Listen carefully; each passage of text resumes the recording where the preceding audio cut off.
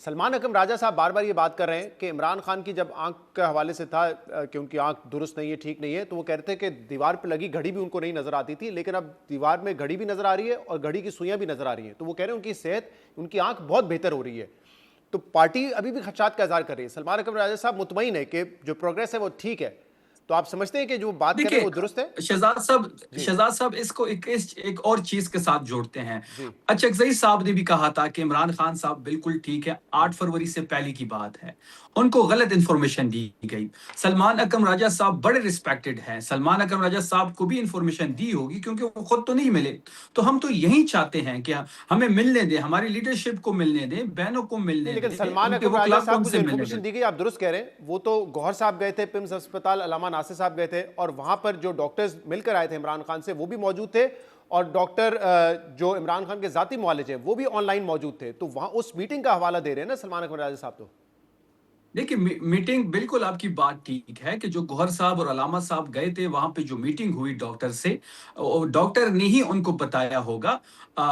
लेकिन उन्होंने इमरान खान साहब से मुलाकात नहीं की। हमारे खादशात उस टाइम तक दूर नहीं होंगे जब तक हमारी लीडरशिप, उनकी बहनें और उनके वकला या जो भी उनके जाती डॉक्टर जो भी उनसे मुलाकात करेंगे, और वो उसके बाद जो मुलाकात के बाद जो बाहर वो बताएंगे, तो वो काबिल कबूल होगा, नहीं, उस खदशा पर क्या है बिलीव आपको कि किया जो जा ब्रीफिंग दी सकता है। जा रही है वो दुरुस्त नहीं है, या एक ये हो सकता है, या जो रिपोर्ट्स अगर वहां पे दिखाई गई तो आप ये कह सकते हैं कि मुझे क्या पता है इमरान खान की रिपोर्ट है? इस किस्म के खदशात हैं, क्या खदशात हैं आपके? देखिए, हमने पहले ही कह दिया था शहजाद साहब की जो रिपोर्ट्स आएंगी जिसमें हमारी डॉक्टर्स की मंशा शामिल नहीं होगी या हमारे पैनल के डॉक्टर शामिल नहीं होंगे, हम उस रिपोर्ट को नहीं पर मानेंगे। सलमान साहब कह रहे हैं ना आपने कि पहले डॉक्टर भी नदीम देख लिया साहब कि को तो रेकमेंड ही जो है आप लोगों ने किया था, वो तो आप ही की मर्जी से वहां पे गए थे ना? ठीक है शहजाद साहब, आपकी बात ठीक है, सलमान साहब भी ठीक फरमा रहे होंगे। अगर ऐसा है तो फिर इमरान खान से मिलने क्यों नहीं दिया जा रहा, क्यों उनको बहनों को नहीं मिलने दिया जा रहा? हमारा तो बड़ा सिंपल सा जायज सा मुतालबा है कि इमरान खान साहब को शिफा इंटरनेशनल शिफ्ट किया जाए, उसकी फैमिली के जेर निगरानी, वहां पर उनका जाती डॉक्टर उनके हमरा होना चाहिए। वो साबिक प्राइम मिनिस्टर है, वो मुल्क के मकबूल तरीन रहनुमा है, इसलिए लोग रोड्स ये पे ये थे। बात आपकी दुरुस्त है इसलिए कि हाई फैमिली कोर्ट को, से भी हम जो ब्लड रिलेटिव है उनको तो एक्सेस मिलना चाहिए, लेकिन बहरहाल जो डॉक्टर वहां पे गए वो सलमान साहब ने कहा कि हमने ही उनको नॉमिनेट किया था। कुछ बातें अभी इस धरने के दौरान अली अमीन गंडापुर साहब ने भी की है मुख्तलिफ इंटरव्यूज में, लेकिन सबसे पहले मैं आपसे ये जानना चाह रहा हूं कि वो वहां पे पहुंचे कैसे? खुद अपनी मर्जी से आ गए, आप लोगों ने बुलाया, या किसी और ने भेजा? क्या है, कैसे आए वहां पर? क्योंकि इतने टाइम से वो देखिए, पब्लिक जहां आए में तक नहीं आ रहे थे ना। अली अमीन गंडापुर साहब इस वक्त भी एमपीए हैं, वो सूबाई असम्बली का हिस्सा हैं। जी। जुनेद अकबर खान साहब ने तमाम पार्लियामेंटेरियंस को इस्लामाबाद बुलाया था। इस्लाम जब इमरान खान साहब की सेहत का इशू जो बना, तो वहां हमारा प्लान था कि हम पार्लियामेंट के सामने जी। पंजाब असम्बली, सिंध असम्बली और खैबर पख्तूनख्वा असम्बली और सेनेट और एमएनए जो है वहां पे धरना देंगे। तो अली अमीन गंडापुर साहब उसी धरने में शिरकत करने के लिए वहां पे आए थे, और वो 5 रोज वहां पे मौजूद थे। सही, और उन्होंने मुतादिद इंटरव्यूज वहां पे दिए, जबकि जब से वो चीफ जी मिनिस्टर के बिल्कुल। ओहदे से हटे थे उन्होंने कोई इंटरव्यू नहीं दिया था, और उन्होंने काफी सारी बातें की। एक तो उन्होंने कहा कि इमरान खान की रिहाई के लिए हमारे में से, यानी कि पीटीआई ने इतनी मेहनत नहीं की जितनी मोहसिन नकवी साहब ने की। फिर उन्होंने ये कहा कि मेरे जमाने में देख लें कितने ड्रोन अटैक होते थे, और अब जब मैं हट चुका हूं चीफ मिनिस्टर तो ड्रोन अटैक की तादाद कितनी बढ़ चुकी है। वो ये कहते हैं कि मेरे टाइम पर अलीमा साहिबा तनकीद करती थी मुझ पर कि मैं जानबूझ के इमरान खान से मिलने नहीं आता, तो अब अलीमा खान साहबा बता दें कि सोहेल आफरीदी साहब कितनी दफा मिल चुके हैं। फिर वो ये भी कहते हैं कि मेरे टाइम पे तो ये बहस हो रही होती थी कि इमरान खान रिहा कब होंगे, अब मामला यहां तक पहुंच चुका है कि इमरान खान से मुलाकात नहीं हो रही, उनकी तबीयत खराब है तब उनके डॉक्टर्स को नहीं मिलने दिया जा रहा। तो यानी कि वो बता रहे हैं कि मेरे जाने के बाद तो मामला और खराब हुए हैं इमरान खान तक रसाई के हवाले से।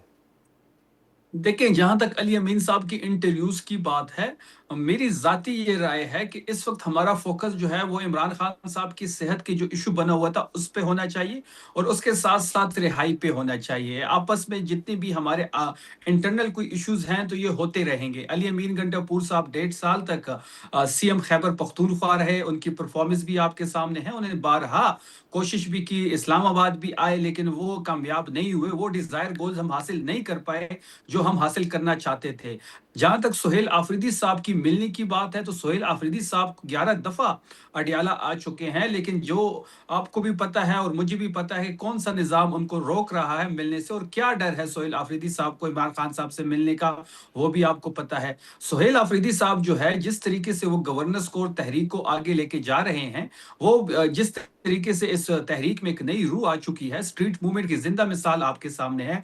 अब रिहाई फोर्स बनाने का ऐलान कर दिया गया है, वहां पे वो 5 दिन बैठे रहे, उन पे जिम्मेदारियां भी है, सूबे की जिम्मेदारी भी है, गवर्नेंस की जिम्मेदारी भी है, सबसे बढ़ के पार्टी की लीडरशिप की तमाम कारकुनों हो या लीडरशिप हो, वो भी उनकी तरफ देख रहे लेकिन हैं, तो एक तो जिम्मेदारी आपने कहा उनकी कि कंधों हमारा हमारा फोकस नहीं हटना चाहिए, तो मैं सवाल यही करना चाह रहा था आपसे कि अली अमीन गंडापुर साहब वहां पर उनका आना, इंटरव्यूज देना, क्या वो फोकस हटाने के लिए कर रहे थे कि इमरान खान से फोकस हट जाए? दूसरा, उन्होंने तो हर इंटरव्यू में ये बताया है कि मेरे दौर में मामला फिर भी बेहतर थे, इमरान खान तक रसाई थी, मुलाकातें हो जाती थी। अब तो दूर दूर तक उसका भी नामो निशान नहीं है। वो बता रहे हैं कि इसका देखिए, मतलब बात जी। बड़ी देखिए, जहां तक फोकस की बात है, तो मेरी जाती राय ये है कि अली अमीन साहब को इस टाइम पे इंटरव्यूज नहीं देने चाहिए थे। अगर दे भी दे, तो उस पे इमरान खान साहब की रिहाई की बात हो और इमरान खान साहब की जो सेहत का इशू है उस पे ही बात होती तो बेहतर था।